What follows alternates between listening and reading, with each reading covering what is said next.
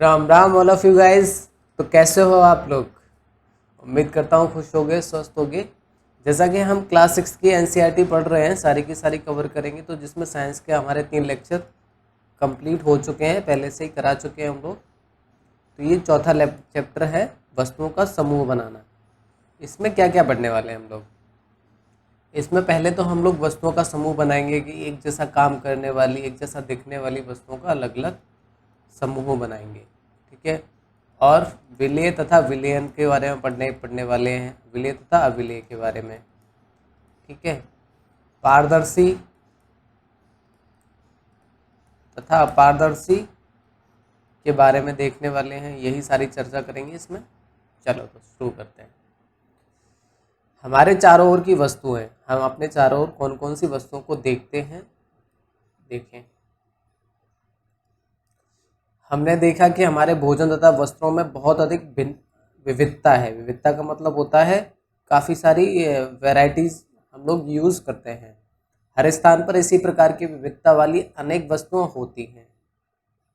हम अपने चारों ओर कुर्सियाँ, बैलगाड़ी, साइकिलें, खाना पकाने के बर्तन, पुस्तकें, वस्त्र, खिलौने, जल, पत्थर, बहुत सारी चीज़ों को देखते हैं। इन सभी वस्तुओं की आकृति, रंग, गुण भिन्न भिन्न होते हैं। मतलब एक जैसा रंग नहीं होता है इनका, अलग अलग भिन्न भिन्न इनके काम करना होता है। क्या काम करती है? कोई वस्तु दूसरा काम करती है, कोई दूसरा काम करती है। कलर भी सेम नहीं होता है। ठीक है। अपने चारों ओर देखिए और गोल आकृतियों की वस्तुओं की पहचान कीजिए। मतलब अब अपन को क्या करना है, ये टास्क मिला है कि अपन गोल दिखने वाली वस्तुओं की पहचान करेंगे और उनको एक ग्रुप में लिखेंगे, ग्रुप में रखेंगे। हमारी सूची में विभिन्न प्रकार की गेंद, जैसे रबर की गेंद, फुटबॉल तथा कांच, कंचे सम्मिलित हो सकते हैं। कंचे खेले ना आप लोगों ने? गांव वालों ने सबने खेले होंगे, जहाँ तक मुझे लगता है। यदि हम अपनी सूची में लगभग गोल वस्तुओं को भी सम्मिलित कर लें, पहले क्या किया था हमने? बस गोल वस्तुओं को सम्मिलित किया था, अब लगभग गोल। ओके। तो अब इसमें किस किस को सम्मिलित कर सकते हैं? सेब को कर सकते हैं, संतरे को कर सकते हैं, घड़े जैसी वस्तुओं को भी रखा जा सकता है। मान लीजिए हम ऐसी वस्तुओं पर ध्यान दें जो ध्यान दे रहे हैं जिन्हें खाया जा सकता है। अब क्या है इसमें, जिनको खाया भी जा सकता है, जो गोल भी हो।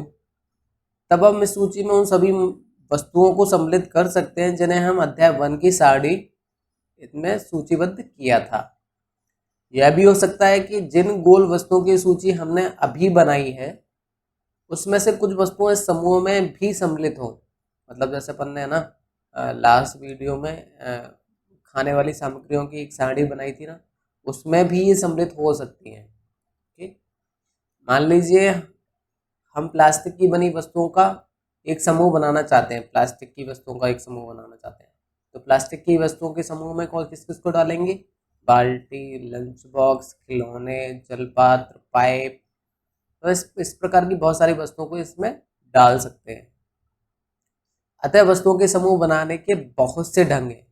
मतलब हम बहुत से तरीके से, अलग अलग तरीके से समूह बना सकते हैं। जैसे एक प्लास्टिक का कर लिया, प्लास्टिक से बनी वस्तुओं का समूह बना दिया। एक स्टील से बनी वस्तुओं का समूह बना दिया। एक लोहे से बनी वस्तुओं का समूह बना दिया। एक समूह ये तीनों से मिलकर के बनी वस्तुओं का समूह बना दिया। एक ले लिया कि गोल होनी चाहिए, खाने योग्य होनी चाहिए, उनका समूह बना दिया। एक बना दिया हमें गोल होनी चाहिए और लगभग गोल होनी चाहिए, उनका समूह बना दिया। एक बना दिया हमने कि जैसे लकड़ी की बनी वस्तुओं का समूह बना सकते हैं हम। तो काफ़ी सारे समूह बना सकते हैं अलग अलग ढंग से। ओके। उपयुक्त उदाहरणों में से हमने वस्तुओं को समूहों में उनकी आकृति तथा जिन पदार्थों से वो बनी है ना, उसके आधार पर बांटा अभी तक। हमारे चारों ओर की वस्तुएं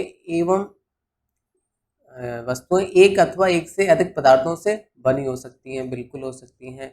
जैसे सस्पेन ले लो, जिसमें चाय बनाते हैं ना, उसको, तो वो स्टील की बनी होती है और उसमें जो जो हैंडल होता है वो प्लास्टिक का बना होता है। इस तरीके से होता है ना, प्लास्टिक का भी हो सकता है, ये लकड़ी का भी हो सकता है, इस तरीके से। ठीक है। ये पदार्थ कांच, धातु, प्लास्टिक, लकड़ी, रुई, कागज, पंख तथा मृदा के हो सकते हैं। क्या आप पदार्थों के और अधिक उदाहरण के विषय में विचार कर सकते हैं? करिए, इतना आप करिए। ठीक है, अब देखते हैं क्रियाकलाप के बारे में। क्रियाकलाप 1 के बारे में पढ़ते हैं थोड़ा सा। अब हम अपने चारों ओर से जितनी संभव हो सके उतनी वस्तुएं एकत्रित करेंगे। हम में से प्रत्येक अपने घर से प्रतिदिन उपयोग होने वाली वस्तुओं में से एक वस्तु ला सकता है तथा कुछ वस्तुएं कक्षा के कमरे से अथवा विद्यालय के बाहर से एकत्रित कर सकता है। हमारे संग्रह में हमारे पास क्या होगा? अब इसने दे रखा है, कक्षा से लेके आ सकते हैं, कक्षा के विद्यालय के बाहर से लेके आ सकते हैं, घर से लेके आ सकते हैं। तो इसमें हम चौक, पेंसिल, नोटबुक, रबड़, डस्टर, हथौड़ा, कील, साबुन, पहिया, ईटीसी इत्यादि लेके आ सकते हैं। तो अब इनका ग्रुप बनाना है अपन इनको। ठीक है, हम वस्तुओं की एक ऐसी सूची भी बना सकते हैं जिनके बारे में हम केवल सोच ही सकते हैं, मतलब जिसके ला नहीं सकते हैं, इसके बारे में हम सोच सकते हैं। जैसे वृक्ष हुआ, दरवाजे हुए, दीवार हुई, ट्रैक्टर हुआ, सड़कें हुई। इनको एकत्रित नहीं कर सकते हैं क्योंकि हम छोटे छोटे हैं ना, छोटे छोटे बच्चे हैं, तो ट्रैक्टर नहीं देंगे। इस संग्रह से उन सभी वस्तुओं को पृथक कीजिए जो कागज अथवा लकड़ी से बनी है। इस प्रकार आप सभी वस्तुओं को 2 समूह में बांट सकते हैं। इनमें से एक समूह की वस्तुएं कागज अथवा लकड़ी से बनी हो तथा दूसरे समूह की वस्तुएं इन पदार्थों से नहीं बनी हो। इसी प्रकार हम खाना पकाने उपयोग होने वाली वस्तुओं को पृथक कर सकते हैं। पृथक कैसे कर सकते हैं? चलिए देखते हैं कैसे पृथक किया है इन्होंने। अब हम कुछ अधिक योजनाबद्ध होते हैं। एकत्रित की गई सभी वस्तुओं को की सारणी 4.1 में सूची बनाइए। प्रत्येक वस्तु जिन जिन पदार्थों से बनी है उनको पहचानने का प्रयास कीजिए। कर लिया। हम ये तो आइडेंटिफाई कर सकते हैं ना कि ये वस्तु किससे बनी हुई है। प्लास्टिक से बनी हुई है, स्टील से बनी हुई है, लकड़ी से बनी हुई है। ठीक, ये करना है आपको। इतनी लंबी सारणी बनाना जिसमें जितनी वस्तु संभव हो सके उतनी उसमें डाल देना। उन सभी के बारे में सूचना एकत्रित करके लिखना। एक कौतुक हो सकता है, एकत्रित की गई वस्तुओं में से कुछ वस्तुओं के पदार्थ के बारे में पता लगाना कठिन कार्य प्रतीत हो सकता है। मतलब कुछ को हम आइडेंटिफाई नहीं कर सकते हैं कि एक्चुअल में ये किस वस्तु से, किस पदार्थ से बनी हुई है। ऐसे प्रकरणों में पदार्थों की पहचान करने के लिए अपने मित्र, शिक्षक, अभिभावक से विचार विमर्श कीजिए। अगर आप आइडेंटिफाई नहीं कर पा रहे हो तो अपने टीचर से पूछ सकते हो। जैसे प्लेट किस किस से बनाई जा सकती है? इस्पात से भी बनाई जा सकती है, कांच से भी बनाई जा सकती है, प्लास्टिक से भी बनाई जा सकती है। पेन किससे बनाया जा सकता है? किसी धातु का भी पेन बनाया जा सकता है और प्लास्टिक का भी पेन बनाया जा सकता है। इसी तरीके से आपको और लिखना है इनमें, इस सारणी में। ओके, ठीक है, नेक्स्ट देखते हैं क्या है। बूझो यह जानना चाहता है कि क्या हमने यह पता लगाया कि कुछ पदार्थों का उपयोग एक से अधिक प्रकार की वस्तुओं बनाने में किया जाता है। मतलब बहुत सारे पदार्थ ऐसे हैं जिनका हम मतलब यूज़ बहुत सारी वस्तुओं को बनाने में कर सकते हैं। जैसे प्लास्टिक का पेन भी बन सकता है, बाल्टी भी बन सकती है, टब भी बन सकता है। जैसे स्टील का ग्लास भी बन सकता है, स्टील की थाली भी बन सकती है, स्टील से ट्रैक्टर भी बनता है, उस पर स्टील की कोटिंग होती है लोहे वगैरह की। तो इस तरीके से। ओके, अब क्रियाकलाप 2 को देखते हैं हम लोग क्या करवाना चाह रहे हैं। सारणी 4.2 में कुछ सामान्य पदार्थों की सूची दी गई है। इसके अतिरिक्त अपनी जानकारी के और अधिक पदार्थ आप इस सारणी के कॉलम 1 में जोड़ सकते हैं, जैसा मैंने आपको बताया अभी। अब प्रयास करके अपनी जानकारी की दैनिक उपयोग में आने वाली उन वस्तुओं के बारे में विचार कीजिए जो मुख्यतः इन्हीं पदार्थों से बनी हैं और उन्हें कॉलम 2 में सूचीबद्ध कीजिए। कर दोगे ना इतना? ठीक है। इन सब सारणियों से हमें क्या पता चलता है? पहले हमने वस्तुओं को कई ढंग से समूहों में रखा, इसके पश्चात हमने यह पाया कि हमारे चारों ओर की विभिन्न वस्तुएं विभिन्न पदार्थों से मिलकर बनी है। कई बार तो वस्तुएं एक ही पदार्थ से बनी होती हैं। ऐसा भी होता है कि एक ही वस्तु कई पदार्थों से मिलकर बनी हो। ठीक है, फिर एक ही पदार्थ के उपयोग से कई वस्तुएं बनाई जा सकती हैं। ये एक ही पदार्थ से मिलकर के कई सारी वस्तुएं बनाई जा सकती है। जैसे हमने अभी देखा ना, प्लास्टिक के ग्लास भी बन सकते हैं, प्लास्टिक की बोतल भी बन सकती है, प्लास्टिक की थाली भी बन सकती है, प्लास्टिक का पेन भी बन सकता है। इस तरीके से ये कैसे निश्चित किया जाता है कि किसी दी गई वस्तु को बनाने के लिए कौन सा पदार्थ उपयोग में लाया जाना चाहिए, कौन से पदार्थ का यूज़ किया जाना चाहिए। ऐसा लगता है कि अभी हमें विभिन्न पदार्थों के बारे में और अधिक जानकारी प्राप्त करने की आवश्यकता है, बिल्कुल आवश्यकता है।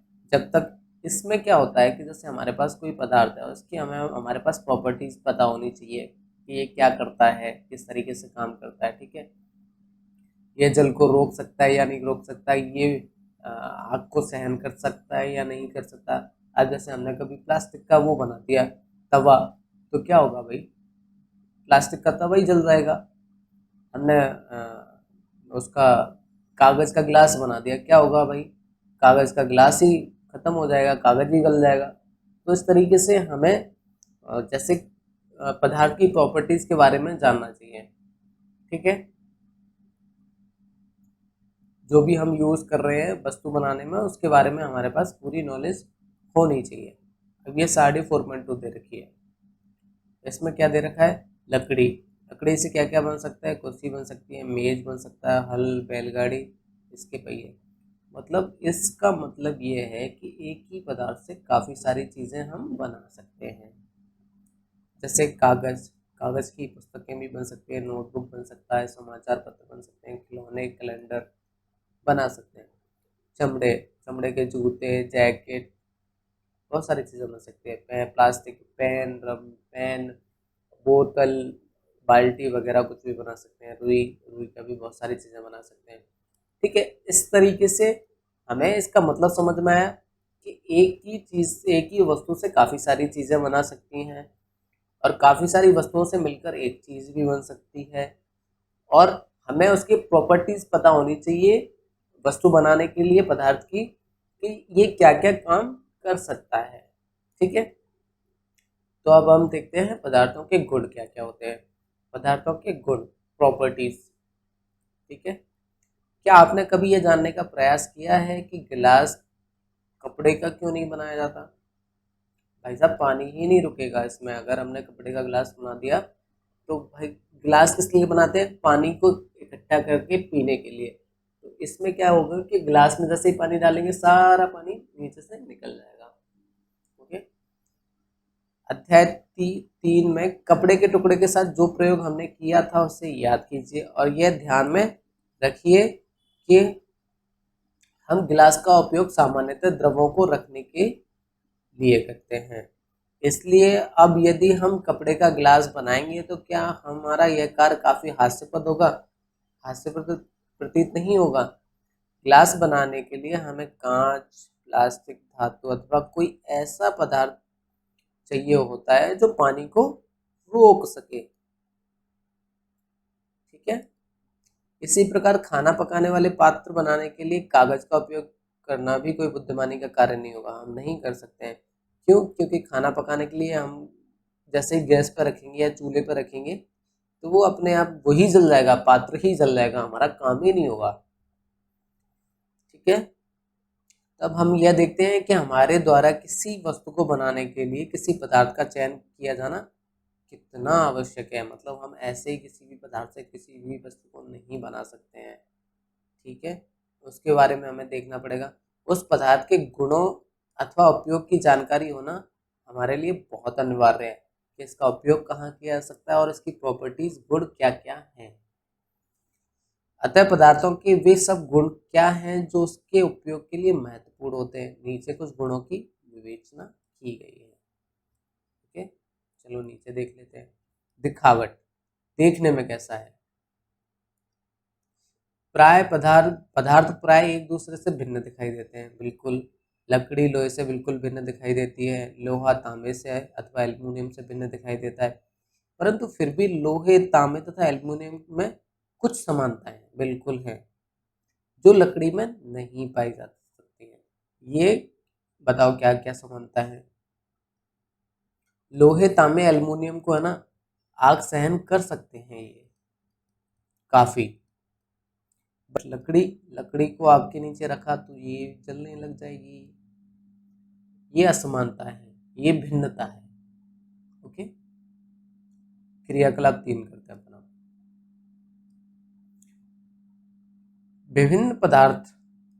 विभिन्न पदार्थों गत्ता, लकड़ी, तांबे का तार, एल्युमिनियम की शीट और चौक के छोटे छोटे टुकड़े एकत्रित कीजिए।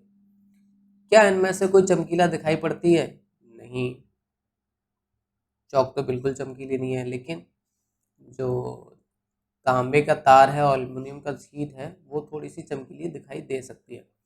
चमकीले पदार्थों को एक समूह में पृथक कीजिए। अब जैसे ही अपना आपके शिक्षक प्रत्येक पदार्थ को 2 भागों में काटें, ताजे कटे पृष्ठ को ध्यान से देखिए। आपने क्या पाया? हम पाएंगे कि जो 2 धातु है उसको काटा जाएगा तो जो कटा हुआ पृष्ठ है ना, जो सरफेस एरिया है जो काटने के बाद में मिला है हमें, वो थोड़ा सा क्या होगा, थोड़ा सा नहीं बहुत चमकीला दिखाई देगा।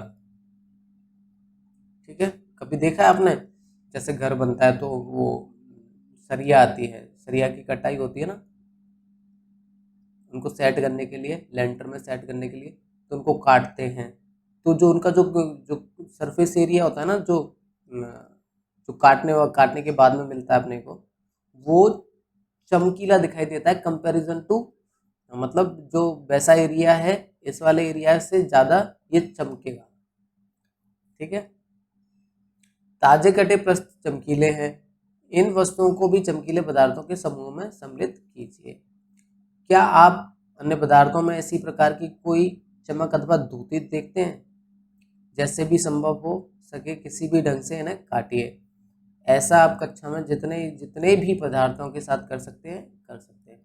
अब यहाँ से हमें एक मिला द्युति, द्युति वर्ड। द्युति वर्ड क्या दिखाता है, क्या क्या शो कर रहा है? चमक। द्युति किसको बोलते हैं? चमक को। और द्युति से ही बनी है धातुएं, तो सारी धातुएं द्युति शो करती है, यानी कि चमक शो करते हैं। जितनी भी धातु होंगी ना उनको काटेंगे तो वो उनका जो कटा हुआ पृष्ठ होगा, जो क्षेत्रफल होगा वो चमकीला दिखाई देगा। ठीक है, चलिए नेक्स्ट क्या कह रहा है ये देखते हैं एक बार। ये जैसे कि इसने धातु धातु का ये पाइप है, ये वाला पाइप है, इसको काटा बीच में से, तो ये वाला जो एरिया दिख रहा है ना आपको, ये ज़्यादा चमकीला दिखाई देगा इस वाले एरिया के कंपैरिजन में, इस वाले एरिया की तुलना में। ठीक है, ओके, चलिए नेक्स्ट क्या है। अब भी कह रहा है द्युतिमान तथा द्युतिहीन पदार्थों की सूची बनाइए। द्युतिमान का मतलब जो है चमक रहे हैं, जो जिनमें चमक है और जिनमें चमक नहीं है, काटने पर जो चमके नहीं है उनकी 2 अलग अलग सूची बनाइए। काटने के स्थान पर आप पदार्थों के पृष्ठों को रेगमाल से रगड़कर यह देख सकते हैं कि वे द्युतिमान हैं अथवा नहीं है। रेगमाल समझते हो? सफाई के लिए होता है, जो पृष्ठ पर काई वाई जम जाती है ना उसको रेगमाल से हटाते हैं, वो होता है। पदार्थ जिनमें इस प्रकार की द्युति होती है वे क्या कहलाती हैं? धातुएं होती हैं। ये डेफिनेशन मिल गई अपने को, यहाँ से याद कर लेना इसको। लोहा, तांबा, एल्युमिनियम तथा सोने धातुओं के उदाहरण हैं। कुछ धातुएं बहुधा अपनी चमक खो देती हैं और द्युतिहीन दिखाई देने लगती हैं। ऐसा उन पर वायु तथा नमी की अभिक्रिया के कारण होता है। कोई पूछे ना आपसे कि ये चमक क्यों नहीं रही है, ये तो धातु है, तो उसको बोलना कि कुछ धातुएं बहुधा अपनी चमक खो देती हैं और द्युतिहीन दिखाई देती हैं। ऐसा उन पर वायु तथा नमी की अभिक्रिया के कारण होता है। ओके, इसलिए हमें केवल ताजे कटे प्रश्नों पर ही द्युति दिखाई देती है। जब आप किसी लोहार तथा वर्कशॉप का भ्रमण करेंगे तो धातुओं की छड़ों के ताजे कटे प्रश्नों को देखने का प्रयास करें और यह देखें कि इसमें द्युति है या नहीं है। ठीक है, ये तो हमने द्युति के बारे में देख लिया। अब देखेंगे हम कठोरता। जब आप विभिन्न पदार्थों को अपने हाथ से दबाते हैं तो उनमें से कुछ तो दब जाते हैं, संपीड़ित हो जाते हैं। संपीड़ित का मतलब होता है कि जो गेंद है इसको दबाया तो ये कुछ इस तरीके से हो गई, इधर से भी फोर्स लगाया, इधर से भी फोर्स लगाया, तो ये क्या होगी, संपीड़ित हो गई, दब गई। तथा कुछ को कठिन होता है जबकि कुछ अन्य आसानी से संपीड़ित हो जाते हैं। धातु की एक चाबी लीजिए तथा इनमें से लकड़ी तथा एल्यूमिनियम पदार्थ का टुकड़ा, कील, मोमबत्ती, चौक, अन्य पदार्थ लीजिए तथा उनको पृष्ठ को खरोचने का प्रयास कीजिए। आप कुछ पदार्थों को आसानी से खरोच सकते हैं जबकि कुछ अन्य पदार्थों को इतनी आसानी से नहीं खरोचा जा सकता है। ठीक है, वे पदार्थ जिन्हें आसानी से संपीड़ित किया जाता है, किया अथवा खरोचा जा सकता है, वो क्या कहलाते हैं, कोमल पदार्थ कहलाते हैं। और वे पदार्थ जिनको आसानी से खरोचा तथा संपीड़ित नहीं किया जा सकता है क्या कहलाते हैं, कठोर पदार्थ कहलाते हैं। ये दो डेफिनेशन मिल गई है आपको, कोमल पदार्थ और कठोर पदार्थ की। ठीक है, संपीड़ित करना कठिन होता है जबकि अन्य पदार्थ जिन्हें संपीड़ित करना कठिन होता है कठोर पदार्थ कहलाते हैं। उदाहरण के लिए रुई कोमल पदार्थ है, स्पंज कोमल पदार्थ है, जबकि लकड़ी कठोर है। दिखावट, दिखावट में पदार्थों में विभिन्न गुण हो सकते हैं जैसे द्युति, कठोरता, खुरदुरापन अथवा चिकना। कुछ कुछ पदार्थ चिकने होते हैं, कतई चिकने, कुछ खुरदुरे होते हैं, ऐसे उनकी वो होती है सरफेस एरिया। सोच सकते हैं जो किसी पदार्थ की दिखावट का वर्णन करते हैं, मतलब गुणों के बारे में सोच सकते हैं जो किसी पदार्थ की दिखावट का वर्णन करते हैं। ठीक है, अब हम देखेंगे, जैसा कि मैंने स्टार्टिंग में बताया था कि इस चैप्टर में क्या क्या पढ़ने वाले हैं। तो अब है विलेय तथा अविलेय। चलो मैं एक बार आपको बता देता हूँ। जो जल में घुल जाते हैं, क्या कहलाते हैं, विलेय।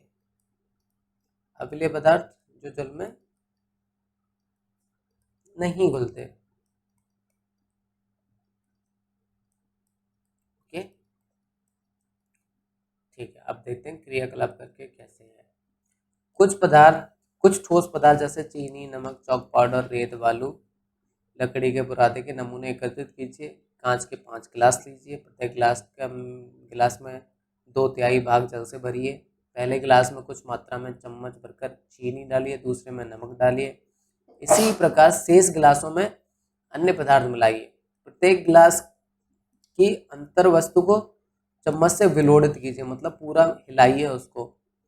ठीक है, कुछ मिनट तक प्रतीक्षा कीजिए, प्रेक्षण कीजिए और पता लगाइए कि जल में मिलाए गए पदार्थों का क्या होता है। ठीक है, जैसे कि हमने इसमें बालू मिलाई, क्या हुआ, इसमें बालू नीचे तली में जम गई।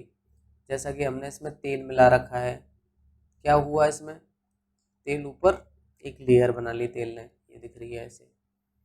ठीक है, अब हम देखते हैं, टेबल में लिखते हैं उनका क्या क्या हुआ। नमक मिलाया, जल में पूर्णतः लुप्त हो गया। चीनी मिलाई, लुप्त हो जाएगी। ठीक है, बालू मिलाई, तली में बैठ जाएगी, तली में एकत्रित हो जाएगी।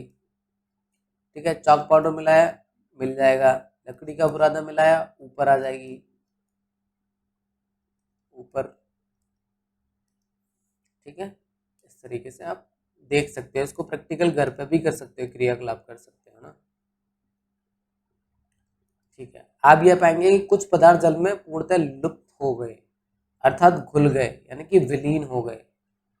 हम यह कहते हैं कि ये पदार्थ जल में विलेय हैं। मैंने बताया था ना, जो जल में घुल जाएंगे, विलीन हो जाएंगे, वो क्या हो जाएंगे, विलेय हो जाएंगे। जो जल में नहीं घुलेंगे, लुप्त नहीं होंगे, वो क्या क्या होंगे, अविलेय होंगे, जैसा कि इसमें दे रखा है। ठीक है, क्योंकि जल बहुत से पदार्थों को विलीन कर सकता है, इसलिए हमारे शरीर के प्रकार्यों में इसकी एक महत्वपूर्ण भूमिका है। क्या द्रव भी जल में विलीन हो जाते हैं? काफ़ी सारे हो जाते हैं, काफ़ी सारे नहीं होते हैं। पहले तो हमने पदार्थों के बारे में देख लिया, अब हम जल के बारे में क्रियाकलाप करेंगे कि क्या जल में जो द्रव होते हैं, द्रव अवस्था में जो भी पदार्थ होते हैं वो भी घुल जाते हैं क्या, विलय हो जाते हैं? देखते हैं। सिरका, नींबू का रस, सरसों का तेल अथवा नारियल का तेल, मिट्टी का तेल अथवा अन्य किसी द्रव के नमूने एकत्रित करना है आपको, और कांच के गिलास लेने हैं, उसे आधा जल से भरना है, उसमें चम्मच भर करके द्रव मिलाना है जो भी आपने लिया है, और भलीभांति विलोड़ित कीजिए। इसे 5 मिनट के लिए छोड़ दीजिए। प्रेक्षण कीजिए क्या द्रव जल के साथ मिश्रित हो गए हैं। करना है ये आपको, फिर देखना है। ठीक है, चलो तो मैं बता देता हूँ एक बार कि जो भी तेल जिनमें भी बसा होगा ना, जिस भी द्रव में बसा है, यानी कि तेल तेल जितने भी है ना, तेल वो सारे द्रव में, जल में विलय नहीं है। ठीक है, तेल के अलावा सारी चीजें जल में विलय हो जाते हैं, सारे द्रव जल में विलय हो सकते हैं। ठीक है, हम यह देखते हैं कुछ द्रव जल में पूर्णतः मिश्रित हो जाते हैं, कुछ द्रव जल में मिश्रित नहीं होते हैं। कुछ समय तक ऐसे ही छोड़ देने पर वह पृथक परत बना लेते हैं। मैंने बताया था ना, जो तेल होगा ना वो ऊपर आके ऐसे करके ऐसे परत बना लेगा, ये रहा, ये परत बना लेगी। अब जैसे जल में कोल्ड ड्रिंक डालेंगे, कोई भी रस डालेंगे, नींबू का रस डालेंगे, तो वो विलय हो जाएगा। नींबू का रस, जल का रस, गन्ने का रस, ये भी तो द्रव अवस्था में ही है ना, तो ये जल में विलय हो जाएंगे। लेकिन तेल जब भी डालेंगे ना हम, कोई सा भी तेल डालें, घी डालें, तेल डालें, तो वो सारा का सारा है ना, जो तलहटी होती है ना, जो तल होता है, जल का तल होता है, ऊपरी तल होता है, उस पर एक लेयर बना लेगा, परत बना लेगा, विलय नहीं होगा। ठीक है, आप इसकी सारणी बना सकते हो। जैसे सिरका हुआ, भली भांति मिश्रित हो गया, नींबू का रस मिश्रित हो जाएगा, सरसों का तेल नहीं होगा, नारियल का तेल नहीं होगा, केरोसिन नहीं होगा। ठीक है, चलो बूझो की बात सुनते हैं थोड़ी सी, क्या कह रहा है बूझो। बूझो ये सुझाव देता है कि हमें यह भी जांच करनी चाहिए कि हमने क्रियाकलाप 5 में जिन द्रवों का उपयोग किया था, क्या जल के अतिरिक्त किसी अन्य द्रव में भलीभांति मिश्रित हो जाते हैं। पहेली यह जानने के लिए उत्सुक है कि क्या गैस भी जल में विलीन हो जाती हैं। बिल्कुल, कुछ गैसें हो जाती हैं, सॉरी, कुछ गैसें जल में विलीय हैं। ठीक है, कुछ गैसें जल में विलीय हैं जबकि अन्य नहीं। सामान्यतः जल में कुछ गैसें थोड़ी मात्रा में विलीन होती हैं। उदाहरण के लिए जल में विलीन ऑक्सीजन गैस जल में रहने वाले जंतुओं तथा पादपों के उत्तर जीविता का अत्यंत महत्वपूर्ण है। मतलब जल में ऑक्सीजन होती है, जल किससे मिलकर बना होता है, H2। तो जल में जितने भी जीव जंतु रहते हैं, पादप रहते हैं, तो वो क्या करते हैं, जो जल में घुली हुई ऑक्सीजन होती है उसको लेते हैं, जैसे मछली लेती है। ठीक है, उससे वो जीवित रहते हैं। ठीक है, अब देखते हैं कि वस्तुएं जल में तैरती हैं अथवा डूब सकती हैं। कुछ मतलब अब वस्तुओं के बारे में देखेंगे कि क्या वस्तु जल में तैर सकती है अथवा डूब सकती है, डूब जाती है। ठीक है, तो क्रियाकलाप 4 करते समय आपने यह ध्यान दिया होगा कि जल में अम्लीय ठोस जल के पृष्ठ पर आ जाते हैं। जैसे हमने मिलाया था ना उसमें लकड़ी का बुरादा, तो वो क्या किया था उसने, वो जल के पृष्ठ पर आ गया था। क्रियाकलाप 5 में भी हमने कुछ द्रवों के साथ ऐसा होते हुए देखा होगा। जैसे हमने क्रियाकलाप 5 में क्या किया था, द्रव में द्रव को मिलाया था, जल में द्रव को मिलाया था, तो वो क्या हुआ था, वो ऊपर आ गया था, ऊपर आकर के एक लेयर बना ली थी तेल ने। इनमें से कुछ पदार्थ जो जल में मिश्रित नहीं हो पाए वे जल के पृष्ठ पर आ जाते हैं। ठीक है, आकर तैरने लगते हैं। ठीक है, अन्य डूबकर ग्लास की तली में पहुंच गए थे। क्या यह सही नहीं। हम ऐसे बहुत से उदाहरण देखते हैं जिनमें पदार्थ जल में तैरते रहते हैं अथवा डूब जाते हैं। मतलब काफ़ी सारी चीज़ों को देखते हैं, जैसे जल में है ना, एक तो लकड़ी का गट्टा डालो तो वो ऊपर तैरने लग जाएगा, उसी बार का एक कील डालो तो वो डूब जाएगी, तलहटी में पहुंच जाएगी, इस तरीके से। किसी तालाब की सतह पर गिरी सूखी पत्तियां व कंकड़ जो आप इसी तालाब में फेंक देते हैं, शहद की कुछ बूंदें जिन्हें आप गिलास में जल में डालते हैं, इन सब का क्या होता है? बूझो यह चाहता है कि आप उसे जल में तैरने वाले तथा जल में डूबने वाले पदार्थों के 5-5 उदाहरण दें। मतलब कौन से पदार्थ जल में डूब जाते हैं, कौन से पदार्थ जल में तैर जाते हैं, उनके 5-5 उदाहरण दें। अन्य द्रवों जैसे तेल में यही पदार्थ तैरते हैं अथवा डूब जाते हैं, ये भी देखना है आपको, ये आपको प्रैक्टिकल करना है, ठीक है। अब बात करते हैं हम पारदर्शिता की। पारदर्शिता का मतलब होता है जिनके थ्रू हम आर पार देख सकते हैं, जिनसे हम देख सकते हैं, जैसे कांच है, कांच से हम आर पार देख सकते हैं, तो ये क्या है? पारदर्शी है। इस तरीके से आपने बचपन में लुक्का छुपी का खेल खेला होगा। उन स्थानों के बारे में विचार करिए जहां आप खेलते समय छिपना चाहेंगे ताकि आप दूसरों को दिखाई ना दें, ठीक है। करिए आप। आपने इन स्थानों को ही क्यों चुना? क्या आपने कभी शीशे की खिड़की के पीछे छिपने का प्रयास किया? स्पष्ट रूप से नहीं, क्योंकि ऐसा करने पर आपका मित्र शीशे से देखकर आपका पता लगा सकता है, लगा लेगा। उन पदार्थों तथा सामग्रियां जिनमें से होकर वस्तुओं को देखा जा सकता है, उन्हें हम क्या कहते हैं? पारदर्शी पदार्थ कहते हैं। तो यहाँ से ये डेफिनेशन मिल गई, आप लिख सकते हो। कांच, जल, वायु तथा कुछ प्लास्टिक पारदर्शी पदार्थों के उदाहरण है। पारदर्शी पदार्थों का उदाहरण क्या है? कांच, जल, वायु, प्लास्टिक। प्राय दुकानदार बिस्किट, मिठाई तथा अन्य खाद्य पदार्थों को कांच अथवा प्लास्टिक के पारदर्शी पदार्थों में रखना अधिक पसंद करते हैं। क्यों करते हैं? क्योंकि बच्चे आए, उनको दिखाई दे चीज़ें कि इसमें ये वाली मिठाई रखी है, इसमें ये वाली टॉफ़ी रखी है, और वो उसको खरीदे, जैसा कि आप देख रहे हो इसमें। मुखावरण अपारदर्शी, पारदर्शी, पारभासी। ये तो अपारदर्शी है, ठीक है। अपारदर्शी, ये पारदर्शी है, ये पारभासी है। 3 तरीके से हम देख सकते हैं, ठीक है। आगे देखते हैं। तो हम देख रहे थे कि प्लास्टिक के और कांच में क्यों रखते हैं, ताकि खरीदार इन चीज़ों को आसानी से देख सके, जैसे आप देख सकते हो चित्र में दे रखा है, ठीक है। इसके विपरीत कुछ ऐसे पदार्थ भी होते हैं जिनमें से होकर आप वस्तुओं को नहीं देख सकते हैं, तो इनको क्या बोलते हैं? इनको अपारदर्शी पदार्थ कहते हैं। तो ये एक नई डेफिनेशन मिल गई, यहाँ से लेकर के यहाँ तक लिख लेना इसको, ठीक है। आप यह नहीं बता सकते कि बंद लकड़ी के बॉक्स, गत्ते के डिब्बे अथवा धातु के पात्र के भीतर क्या रखा है। तो उदाहरण भी मिल गया हमें अपारदर्शी पदार्थों के।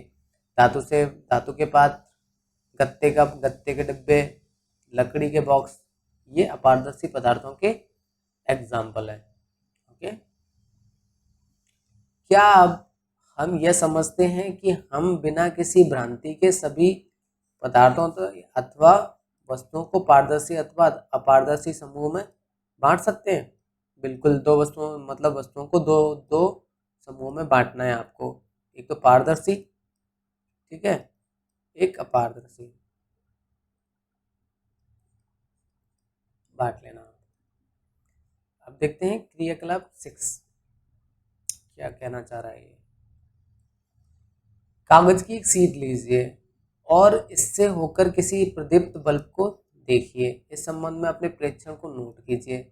अब कागज की शीट में 2-3 बूंद तेल की डाल दीजिए। अब उसमें से खाने के तेल या मक्खन डालकर इसे फैलाइए। कागज के उस भाग से जहां तेल फैला है, प्रदीप्ति बल्ब को दोबारा ध्यान से देखिए। अब क्या देखते हैं? क्या आप यह पाते हैं कि अब बल्ब हमें पहले की अपेक्षा अधिक स्पष्ट दिखाई देता है? बिल्कुल।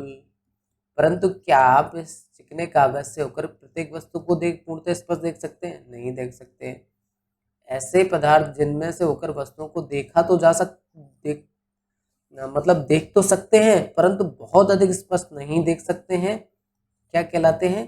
पारभासी पदार्थ कहलाते हैं। ये भी एक डेफिनेशन मिल गई, इसको भी एस लगा लीजिए, इसको नोट कर लेना। आप नोट्स बना रहे हो ना क्लास 6 वालों? बनाते रहना, कि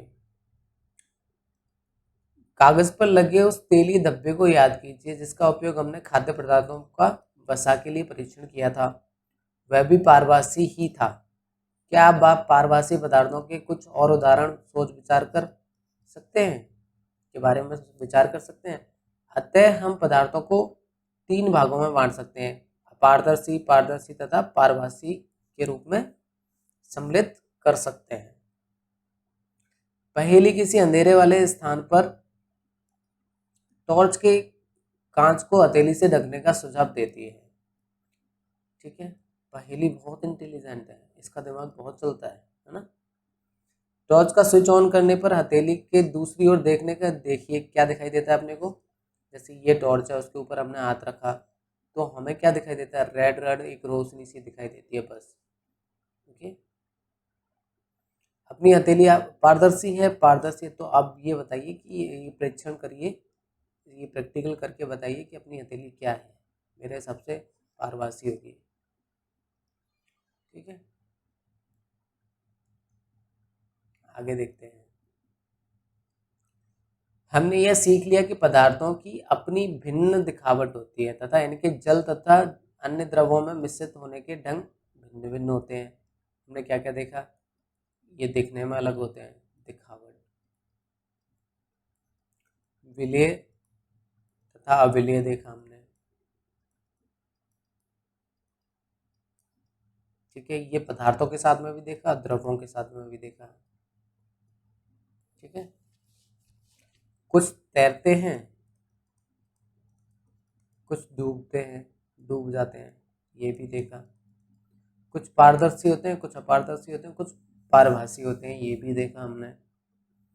ठीक है, तो अब क्या करना है इसमें कि इन सभी बेसिस पे हमें इनके समूह में बांटना है। ठीक है, हमें पदार्थों को समूह में रखने की आवश्यकता क्यों पड़ी। अब बात करते हैं हमें पदार्थों को समूह में रखने की आवश्यकता पड़ी ही क्यों। दैनिक जीवन में हम प्राय पदार्थों का एक समूह अपनी सुविधा अनुसार कर लेते हैं। घर में हम अपनी वस्तुओं का भंडारण सामान्यतः इस प्रकार करते हैं कि एक जैसी वस्तुओं को एक साथ रखते हैं। इसी प्रकार की व्यवस्था द्वारा हम आसानी से उनका पता लगा सकते हैं। जैसे घर में होता है ना कि जैसे कपड़े पहनने के कपड़े एक अलमारी में, गद्दे वद्दे रजाई वगैरह ब्लैंकेट वगैरह एक अलमारी में, लोहे का जो वस्तुएं हैं वो एक साइड में।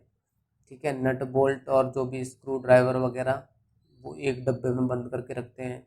ऐसा इसलिए करते हैं ताकि हम उनको आसानी से प्राप्त कर सकें, कि हमें पता होगा कि हाँ ये काम है अपने को, तो वो वहाँ से मिलेगा, इस तरीके से। ठीक है, इसी प्रकार कोई पसारी प्राय सभी प्रकार के बिस्कुटों को अपनी दुकान के एक कोने में रखता है तथा सभी साबुनों को एक अन्य स्थान पर, जबकि अनाज दालों का भंडारण किसी अन्य स्थान पर करता है। एक साथ थोड़ी ना करता है, एक साथ कर देगा तो ढूंढने में दिक्कत हो जाएगी ना भाई, है ना, कबाड़ा सा हो जाएगा पूरा। इस प्रकार के समूहन के लाभप्रद होने का एक दूसरा कारण भी है। पदार्थों को इस प्रकार के समूह में बांट कर उनके गुणों का अध्ययन तथा इन गुणों में से किन्हीं भी पैटर्नों का अवलोकन करना सुविधाजनक बन जाता है। इसके विषय में और अधिक अध्ययन हम उच्च क्लास में करेंगे। ठीक है, तो यहाँ आपका चैप्टर होता है खत्म। तो हमने आज क्या क्या देखा, विलेय तथा अविलेय देखा, द्युतिमेय देखा। द्युतिमेय का मतलब चमकना, चमकीला। द्युति से क्या बना है, धातु। ठीक है, पदार्थों के बारे में देखा, धातुओं के बारे में देखा, अपारदर्शी पदार्थों के बारे में देखा, पारदर्शी पारभासी के बारे में देखा, विलेय के बारे में देखा। रुच्च का मतलब होता है खुरदुरा। ये कंफ्यूज कर देते हैं एग्जाम में ना, खुरदुरा आ गया तो हमें समझ में आ जाता है, लेकिन बाय द वे रुच्च दे दिया तो रुच्च का मतलब थोड़ा सा हार्ड पड़ जाता है ना, तो हमें समझ में नहीं आता है। तो इन सारी बातों को आप देख लेना, इन सारी चीज़ों को। ठीक है, तो आज के लिए बस इतना ही। Thank you so much, thank you.